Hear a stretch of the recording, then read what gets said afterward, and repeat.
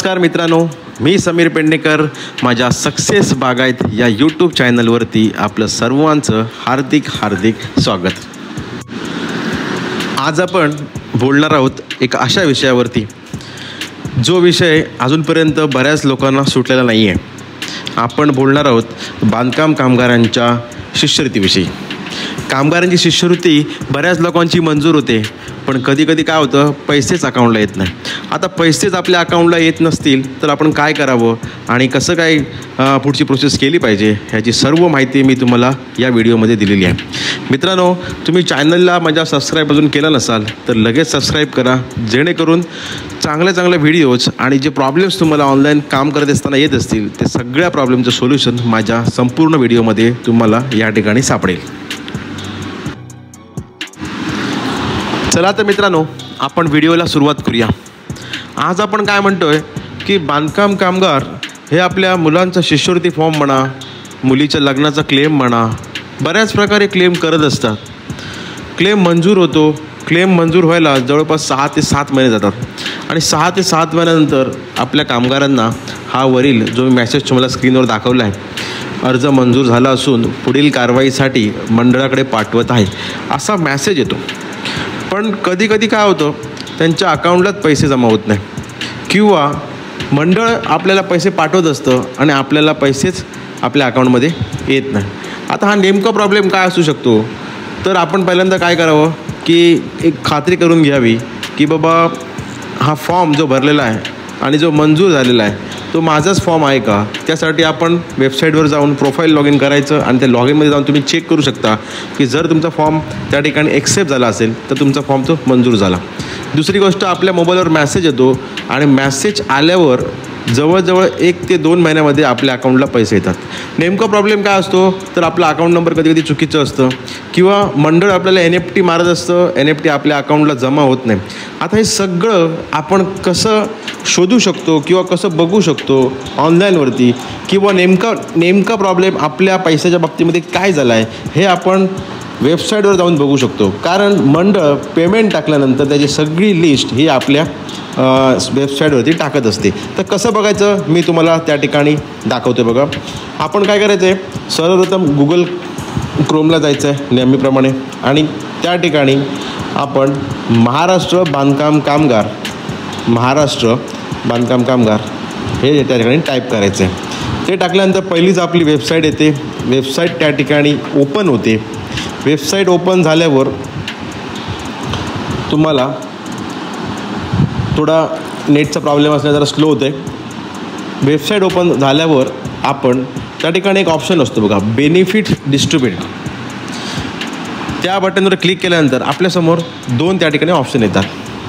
Okay, पहिला option जो असा आहे जे सक्सेसफुल बेनिफिशरी लिस्ट त्या ठिकाणी दाखवलेलं आहे 22 एप्रिल 2025 पर्यंत. मित्र, आपण ह्या वेबसाईटवर गेल्यानंतर मी तुम्हाला सांगितलेल्या बटनवर आपण क्लिक करा आणि त्या ठिकाणी आपण पूर्णपणे ऑल महाराष्ट्रातले जेवढे बेनिफिशरी आहेत ते आपल्याला त्या ठिकाणी दिसतात. सपोज आपल्या अकाउंटमध्ये जर पैसे आपला अर्ज मंजूर होऊन आले असतील तर त्या ठिकाणी आपल्याला पूर्णपणे समजू शकतं आतापर्यंत किती पाठवलेत मंडळाने पैसे ते समोर आपल्याला स्क्रीनवर दाखवलं आहे. मी माझा या ठिकाणी जिल्हा निवडतोय सिंधुदुर्ग. आता सिंधुदुर्ग जिल्ह्यामध्ये सक्सेसफुली पेमेंट पाठवलेले बेनिफिशरीज किती आहेत ही समोर यादी आपल्यासमोर येते. आपण ते स्कीमप्रमाणे सुद्धा बघू शकतो. आपण समोर बघा, ही यादी लोड होते. सिंधुदुर्ग जिल्ह्यामध्ये मंडळाने 22 एप्रिल 2025 पर्यंत किती पैसे पाठवलेत हे सगळे आपल्याला त्या ठिकाणी दाखवतो. आपण त्या ठिकाणी बेनिफिशरी नेम म्हणजे आपण नाव टाकून सुद्धा त्या ठिकाणी आपण सर्च करू शकतो. म्हणजे आपल्याला त्या ठिकाणी डायरेक्ट लिस्टसुद्धा येते, आपल्या नावाची सुद्धा लिस्ट त्या ठिकाणी येते. मी त्या ठिकाणी पालव नाव टाकले आहे बघा, आणि पालव नाव टाकल्यानंतर जेवढे सिंधुदुर्ग जिल्ह्यामध्ये पालव नावाचे जेवढे व्यक्ती असतील ज्यांना मंडळाकडनं पेमेंट गेलेलं आहे ते सर्व यादी आपल्यासमोर थोड्याच वेळात त्या ठिकाणी येईल. आपण आपला अकाउंट नंबर टाकून सुद्धा त्या ठिकाणी बघू शकतो. मी काय म्हणतो, ही यादी सक्सेसफुल ज्यांचे पैसे अकाउंटला ट्रान्सफर झालेले आहेत ह्या लोकांची यादी त्या ठिकाणी आपल्यासमोर दिसते बघा. आता जेवढे पालव लोक आहेत ते सर्व पालव सिंधुदुर्ग जिल्ह्यातील असतील त्या सर्वांची यादी आपल्यासमोर त्या ठिकाणी दिसते. म्हणजे एवढ्या लोकांना मंडळाने पैसे त्या ठिकाणी पाठवलेले आहेत आपल्याला समोर दिसते बघा. हे E01 हे स्कीमचे प्रकार झाले. आपण जेव्हा फॉर्म भरतो तो कुठल्या स्कीममध्ये जातो त्या स्कीमला कोड दिला जातो. त्या कोडला E1, E7, E1, E4, E3 असे कोड दिले जातात. ते आपण त्या ठिकाणी पूर्णपणे बघू शकता. मित्र, अशा प्रकारे आपण जे सक्सेसफुल लोकांना जे मंडळाने पेमेंट पाठवलेले बघा, आपण बघू शकता 20,000, 4,700 आहेत, 5,000 आहेत, 20,000 आहेत. हे सगळी लिस्ट ही मंडळाने 22 एप्रिल 2025 पर्यंत त्या ठिकाणी अपलोड केलेली आहे. आपण ती यादी त्या ठिकाणी बघू शकतो. आपल्यासमोर त्या ठिकाणी दाखवलेलं बघा. व्यवस्थित पूर्णपणे बघून घ्या. तुम्ही तुमच्या घरी पण ट्राय करू शकता. साईडला कधी कधी प्रॉब्लेम येतो आहे, पण मध्येच कधीतरी साईड चालते. आपण बघू शकता लोडिंगला कधी कधी प्रॉब्लेम्स येतो आहे. लोडिंग जरी साईड असली तरी ती साईड व्यवस्थित कधी कधी चालते. आपण 4-5 वेळा ट्राय करून आपण ते बघू शकता. 22 एप्रिलपर्यंत ही सगळी यादी त्या ठिकाणी दिली आहे. त्यानंतर त्याच्या खालीच बघा दिलेलं आहे ज्यांचे ट्रान्झॅक्शन फेल झालेले आहेत. मंडळाने एक समोर यादी दिलेली आहे. ज्यांचे ट्रान्झॅक्शन्स फेल झालेले आहेत, म्हणजे मंडळाने पैसे पाठवलेले आहेत आणि कामगारांच्या अकाउंटमध्ये ते पैसे पोचलेले नाही आहेत कुठल्या ना कुठल्या कारणास्तव, त्या लोकांची यादी मंडळाने 22 एप्रिल 2025पर्यंत आपल्यासमोर दाखवलेली आहे. म्हणजे ऑल ओव्हर महाराष्ट्रामध्ये 38,343 लोकांचे पैसे हे त्या ठिकाणी गेलेले नाहीत. आपण पुन्हा एकदा सिंधुदुर्ग बघू. आपल्या सिंधुदुर्ग जिल्ह्यामध्ये किती लोकांचे पैसे त्या ठिकाणी गेले नाहीत अकाउंटमध्ये हे त्या ठिकाणी आपल्याला दाखवत आहेत बघा. आपण ते बघू शकतो पूर्णपणे. सिंधुदुर्ग जिल्ह्यामध्ये किती लोकांचे पैसे त्या ठिकाणी गेले नाही आहेत ही सगळ्यांची यादी आपल्यासमोर दाखवते. आता कुठले कुठले कारण आहेत बघा. रिटर्न दाखवलेले आहे. आपण अकाउंट नंबर टाकून सुद्धा चेक करू शकतो. इनव्हॅलिड अकाउंट नंबर आहे, कोणाचा नंबर चुकले आहेत, कोणाची NFT मारलेली आहे, रिव्हर्स आलेली आहे मंडळाला. असे असंख्य प्रॉब्लेम्स आपण त्या ठिकाणी बघतो. परत एकदा आपण बघतोय पालव नावाचं कोण फेल्युअर आहे का, नाही आहे त्या ठिकाणी. आपण सिंधुदुर्गमध्ये किती ट्रान्झॅक्शन्स मंडळाचे फेल झाले आहेत आपण त्या ठिकाणी बघू शकता. आणि बाजूला त्या ठिकाणी आपण बघू शकतो की रिझन्स दाखवलेले आहेत कशामुळे ते पैसे तुमच्या अकाउंटला गेले नाही आहेत. ही रिझन्स त्या ठिकाणी मंडळाने पण दाखवलेली आहेत. आपण त्या ठिकाणी पूर्णपणे चेक करू शकतो आपले पैसे जमा झालेत की नाही झाले आहेत, किंवा कशामुळे पैसे आपले अडकलेले आहेत, कुठल्या कारणामुळे आपले पैसे आपल्या अकाउंटपर्यंत आले नाहीत. ही सगळी रिझन मंडळाने आपल्याला वेबसाईटवर दिलेली आहेत. आपण त्या ठिकाणी पूर्णपणे बघू शकतो कुठल्या कारणामुळे या ठिकाणी आपल्या अकाउंटमध्ये पैसे आले नाही आहेत. आपण पूर्णपणे आपलं नाव पूर्ण शोधू शकतो आणि आपल्याला पूर्णपणे समजू शकतो. आपल्या सिंधुदुर्ग जिल्ह्यामध्ये 168 लोकांच्या अकाउंटमध्ये पैसे गेले नाही आहेत 22 एप्रिल 2025पर्यंत. आपण ती यादी त्या ठिकाणी बघू शकतो.